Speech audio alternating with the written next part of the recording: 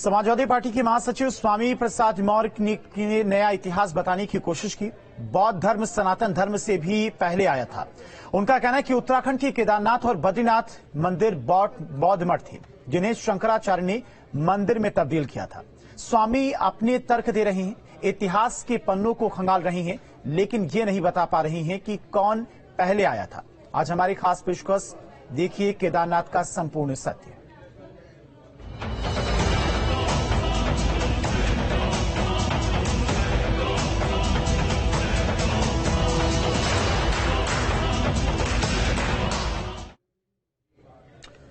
तो केदारनाथ मंदिर का पौराणिक महत्व, कैसे मंदिर का निर्माण हुआ और किन किन पुराणों में इस मंदिर का जिक्र है, सब कुछ आपको बताएंगे। लेकिन इसको लेकर लगातार सियासत हो रही है, वो आपको दिखाते हैं।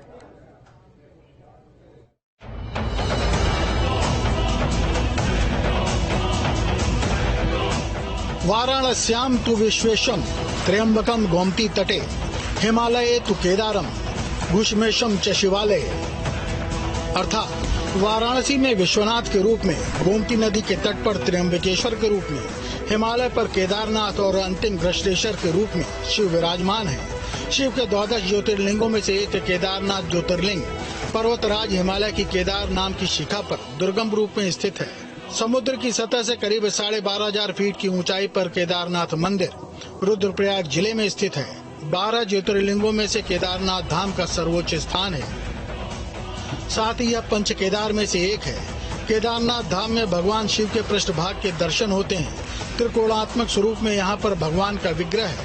पत्थरों से बने कत्यूरी शैली के मंदिर के बारे में मान्यता है कि इसका निर्माण पांडवों ने कराया था, जबकि आदि शंकराचार्य ने मंदिर का जीर्णोद्धार करवाया था। लेकिन समाजवादी पार्टी के महासचिव स्वामी प्रसाद मौर्य कह रहे हैं कि केदारनाथ मंदिर पहले मंदिर नहीं था, बल्कि बौद्ध मठ था, जिसे बाद में शंकराचार्य ने मंदिर में परिवर्तित करवाया।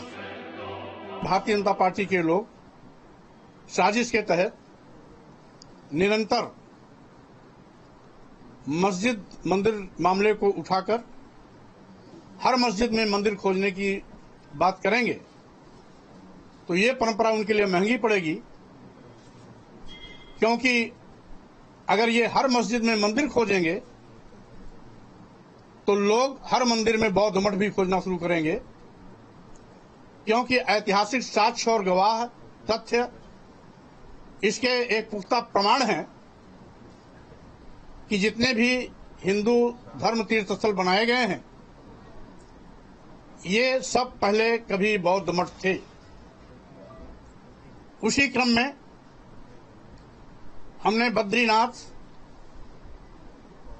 और केदारनाथ धाम की भी बात की थी, जिसमें मैंने कहा था 7वीं शती के अंत तक 8वीं शती के शुरुआत तक बद्रीनाथ बौद्ध मठ था।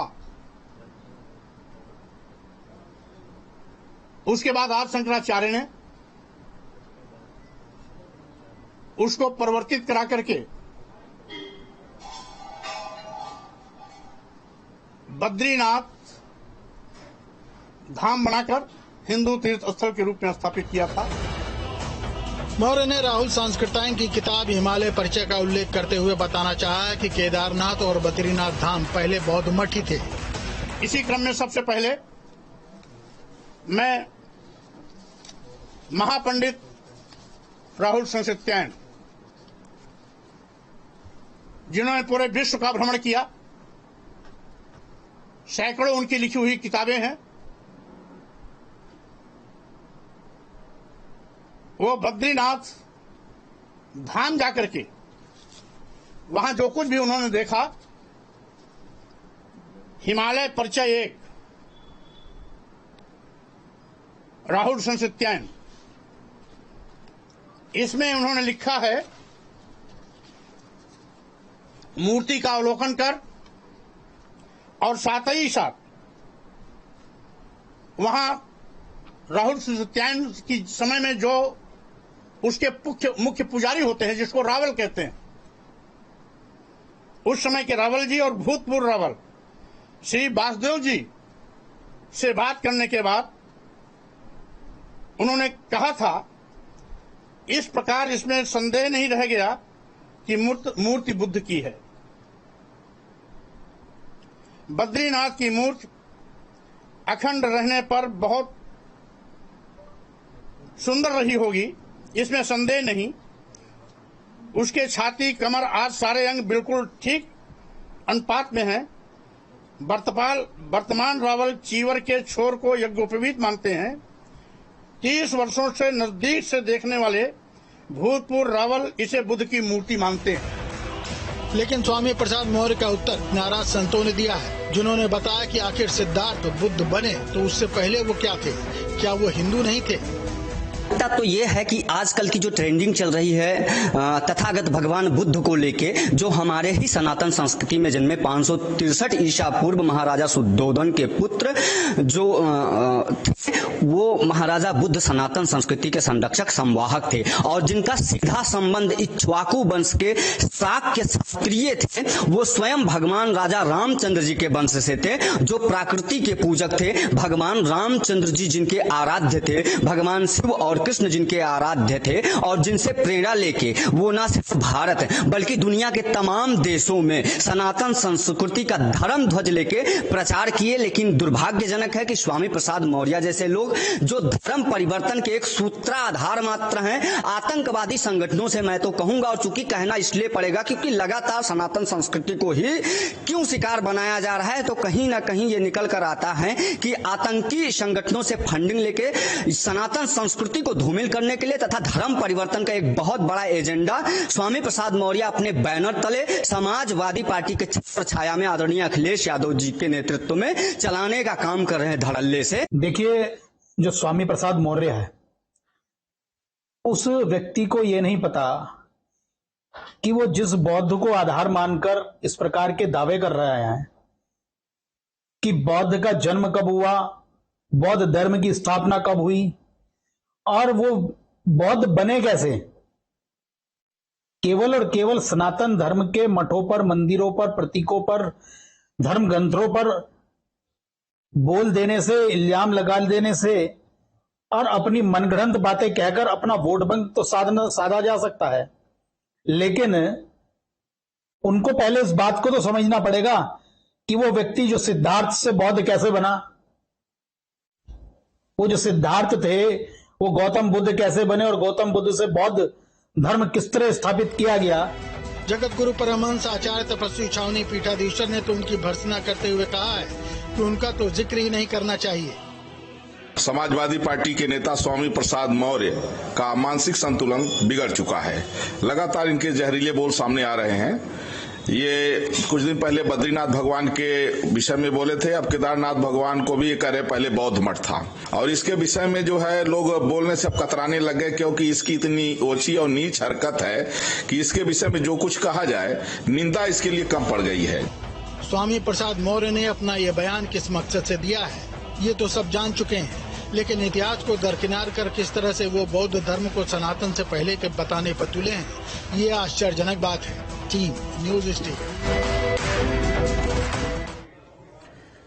चलिए अब आपको बताते हैं केदारनाथ मंदिर का पौराणिक महत्व कैसे हुआ, मंदिर का निर्माण और किन किन पुराणों में इस मंदिर का जिक्र हुआ है, जो बताते हैं कि ये मंदिर कोई बौद्ध मठ नहीं और ये भी कि बौद्ध धर्म सनातन धर्म के बाद ही आया है।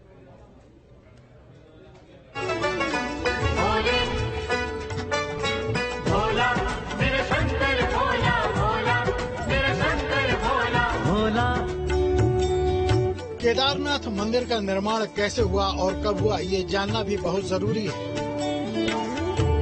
पौराणिक कथाओं के मुताबिक हिमालय के केदार श्रृंग पर भगवान विष्णु के अवतार महातपस्वी नर और नारायण ऋषि तपस्या करते थे। उनकी आराधना से प्रसन्न होकर भगवान शंकर प्रकट हुए। राजनीति को आगे बढ़ा रहे स्वामी प्रसाद मौर्य 2 कदम और आगे बढ़ गए हैं। उन्होंने बद्रीनाथ धाम के बाद केदारनाथ धाम और जगन्नाथपुरी के लिए भी वही बात कही। उन्होंने कहा कि केदारनाथ और जगन्नाथपुरी में भी, और यही दोनों क्यों, अधिकतम मंदिरों में जहां आज मंदिर स्थापित है वहां पर पहले बौद्ध मठ थे। तो उनका ये कहना उत्तराखंड के लोगों को बहुत नागवार गुजरा और यहाँ भाजपा और कांग्रेस दोनों ने ही उनकी भर्त्सना की है। उनको शायद ये ज्ञान नहीं है कि भगवान बुद्ध भी हिंदू समाज उनको बहुत श्रद्धा के साथ है और वो 10वें अवतार के रूप में हैं। और बौद्ध धर्म से पहले जितने भी बौद्धिस्ट थे, गणेश गोदियाल ने इसके लिए स्वामी के बयान की मजम्मत की। स्वामी प्रसाद मौर्य जी ने इससे पहले भी इस प्रकार के विवादास्पद बातें कही हैं। मैं समझता हूं कि इतिहास से संबंधित और खास करके धार्मिक इतिहास से संबंधित उनका ज्ञान जो है वो इस ज्ञान से परिपूर्ण नहीं है। उनका कथन निश्चित रूप में असत्य है, सत्य से बिल्कुल परे है। और जहां तक बद्रीनाथ जी की बात है, जहां तक केदारनाथ जी की बात है, मैंने सुना है कि उन्होंने पूरी जो जगन्नाथ मंदिर है उसके बारे में भी कुछ कहा है। क्योंकि वो भाजपा से निकले हैं, भाजपा के जो क्लासें लगते हैं वहां ये सब चीजें विध्वंसक बातें सिखाई जाती हैं, तो वो भाजपा से हटने के बाद भी उनका जो मूल चरित्र है वो उनसे हटा नहीं है। उत्तराखंड में बद्रीनाथ और केदारनाथ ये दो प्रधान तीर्थ हैं। दोनों के दर्शनों का बड़ा ही महात्म्य है। केदारनाथ के संबंध में लिखा है कि जो व्यक्ति केदारनाथ के दर्शन किए बिना बद्रीनाथ की यात्रा करता है उसकी यात्रा निष्फल हो जाती है। और केदारनाथ सहित नर नारायण मूर्ति के दर्शन का फल समस्त पापों के नाश पूर्वक जीवन मुक्ति की प्राप्ति बतलाया गया है। इस मंदिर की आयु के बारे में कोई ऐतिहासिक प्रमाण नहीं है, पर 1000 वर्षों से केदारनाथ एक महत्वपूर्ण तीर्थ रहा है। राहुल संस्कृतायन के अनुसार ये 12वीं-13वीं शताब्दी का है। मान्यता अनुसार वर्तमान मंदिर 8वीं शताब्दी में आदि शंकराचार्य ने बनवाया था, जो पांडवों द्वारा द्वापर काल में बनाए गए पहले मंदिर के बगल में है। की पूजा करते आ रहे हैं, जिनकी संख्या उस समय 360 थी। पांडवों के पोते राजा जन्मेजय ने उन्हें इस मंदिर में पूजा करने का अधिकार दिया था और तब से वे तीर्थयात्रियों की पूजा करते आ रहे हैं। आदि गुरु शंकराचार्य जी के समय से यहाँ पर दक्षिण भारत से जंगम समुदाय के रावल और पुजारी मंदिर में शिवलिंग की पूजा करते रहे हैं, जबकि यात्रियों की ओर से पूजा इन तीर्थ पुरोहित ब्राह्मणों द्वारा की जाती है।